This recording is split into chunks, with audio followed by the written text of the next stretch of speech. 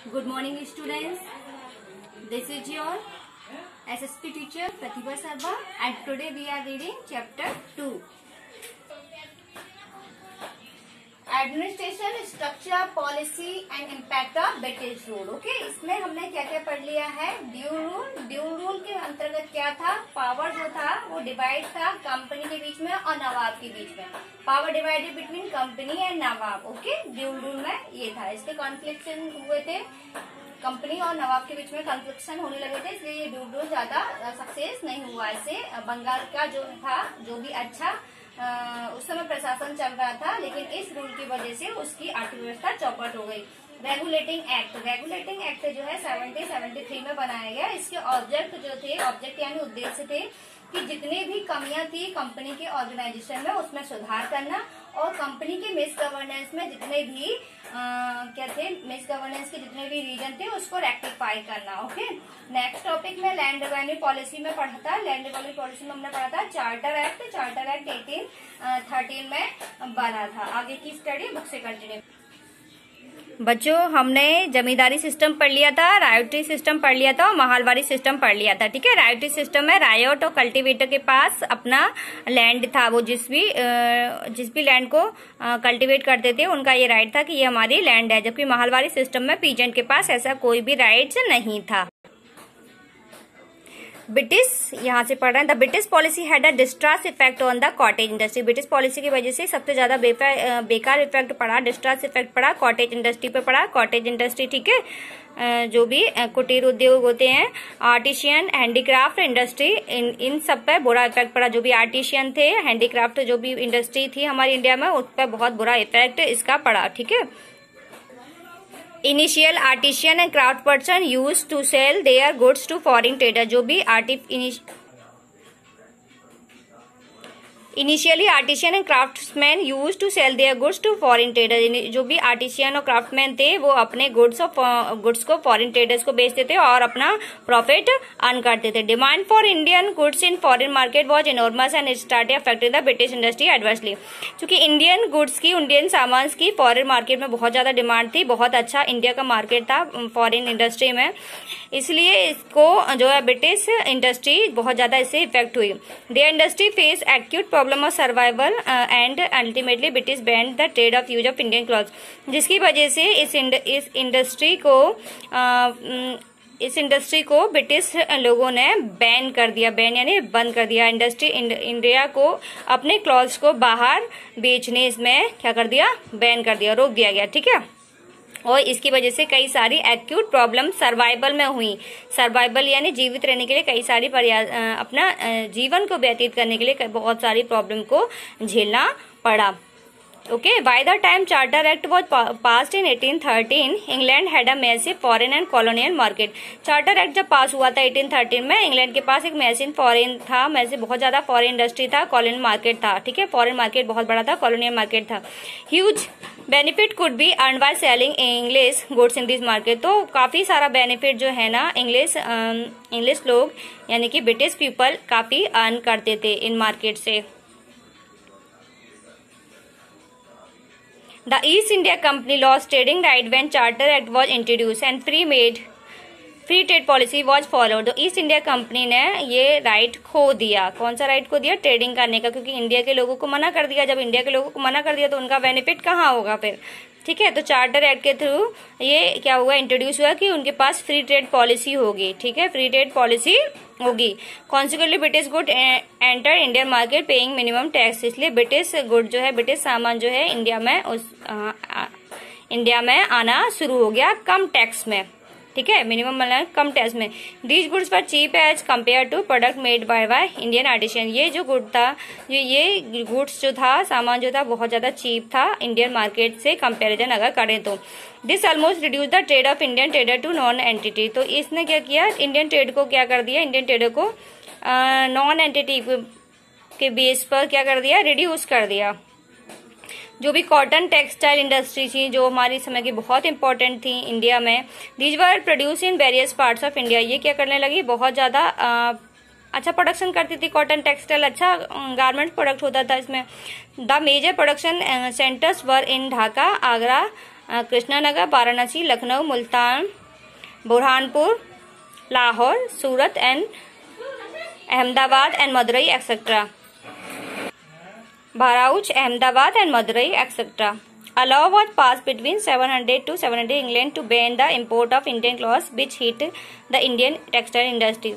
1700 से 1720 में इंग्लैंड ने बैन कर दिया इंपोर्ट करना क्लॉथ्स को बाहर भेज, ठीक है, इंपोर्ट करना, इंडियन क्लॉथ्स को क्या करना, इंपोर्ट करना बंद कर दिया, जिससे इंडियन टेक्सटाइल इंडस्ट्री बहुत ज्यादा क्षति हुई उसको, इंडियन टेक्सटाइल इंडस्ट्री को बहुत ज्यादा नुकसान हुआ। इंपोर्ट यानी आपको पता है खुद घर के अंदर खरीदना बंद कर दिया, मतलब घर के अंदर भी किसके आने लगे, ब्रिटिश क्लॉथ आने लगे, जिसकी वजह से इंडियन टेक्सटाइल इंडस्ट्री बहुत ज्यादा डैमेज हुई। The British textile industry ruin the market of Indian cloths in order to increase the company benefit. तो ब्रिटिश टेक्सटाइल इंडस्ट्री ने इंडियन टेक्सटाइल इंडस्ट्री को बहुत ज्यादा रूइन कर दिया, नष्ट कर दिया, जड़ से उखाड़ दिया, जस्ट बिकॉज ऑफ कंपनी के प्रॉफिट कमाने के लिए। Its agent force the producer of cotton cloth and other commodity to sell their goods for 20 to 40% less than the price in open market. उसका क्या था, फोर्स था कि कॉटन क्लॉथ को प्रोड्यूस तो करो, लेकिन कितने उसकी कमोडिटी जो है, जितने भी कमोडिटी है ना, उनको केवल 20 से 40% कम, 20 से 40% कम कर दिया इसको बनाना, ठीक है, और ओपन मार्केट में इसको कम प्राइस पे 20 से 40% कम प्राइस पे बेचना शुरू कर दिया। ओके, समझ नहीं आया? क्या था एजेंडा? उनका एजेंडा था जो भी कॉटन क्लॉथ के जो प्रोड्यूसर थे, जितनी भी टेक्सटाइल इंडस्ट्री के जो ओनर थे ना, उनकी जितनी भी कमोडिटी थी उनको 20 से 40% प्रॉफिट कम हो, 20 से 40% लेस प्राइस पर ओपन मार्केट में बेचने को लिए फोर्स किया जाने लगा, ठीक है। Machine made foreign cloth was brought for sale in India market. जो भी मशीन मेड फॉरेन क्लॉथ थे उनको इंडियन मार्केट में बेचा जाने लगा। इट वॉज चीपर, ये बहुत ज्यादा सस्ते से, so it is affect the market of Indian cotton industry adversely. बहुत सस्ते होने की वजह से जो इंडियन कॉटन इंडस्ट्री में जो भी क्लॉथ बनते थे, जो भी टेक्सटाइल इंडस्ट्री थी, उसको बहुत ज्यादा इफेक्ट हुआ। जब सस्ती चीज मिलेगी तो कोई महंगी चीज क्यों खरीदेगा, तो उसकी वजह से इंडियन टेक्सटाइल इंडस्ट्री बहुत ज्यादा इफेक्ट हुई। The British economy policy led Indian cotton industry to improvement. तो ब्रिटिश इंडियन इकोनॉमी पॉलिसी ने पूरी इंडियन कॉटन इंडस्ट्री को क्या कर दिया, जितना भी इम्प्रूवमेंट हो रहा था वो उसको सुधारने योग्य बना दिया। मतलब जितनी अच्छी कमी थी उसको बेकार कर दिया, तो अब उसको क्या करना पड़ेगा, उसको सुधार करने की आवश्यकता पड़ेगी। तो यानी कि इंडियन कॉटन इंडस्ट्री की हालत बहुत ज्यादा खराब हो गई। Now next topic, rail and transport system. अब रेल और ट्रांसपोर्ट सिस्टम कैसा था? Rail and roads were develop to make it possible to travel comfortably, ठीक है। तो रेल और रोड्स को काफी अच्छे, जो भी इसके रूट्स थे ना, काफी डेवलप किए जाने लगे, जिससे कि ट्रेवल को आसान बनाया जा सके, बहुत ज्यादा सुविधादायक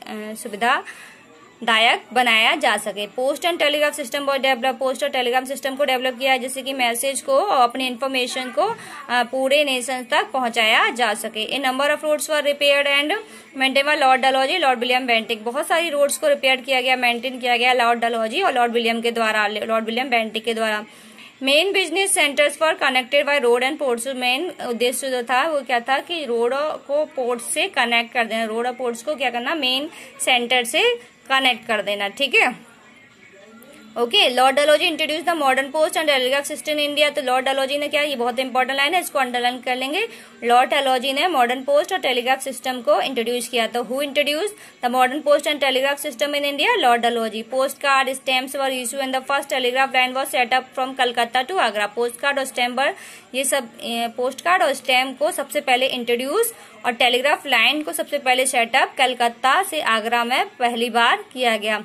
और first rail line was constructed from Bombay to Thane in 1853। और पहली रेल लाइन जो है कहाँ बनी? बॉम्बे से थाने के बीच में 1853 में बनी। ये बहुत इंपॉर्टेंट टॉपिक है, इससे बहुत सारे क्वेश्चन बनते हैं।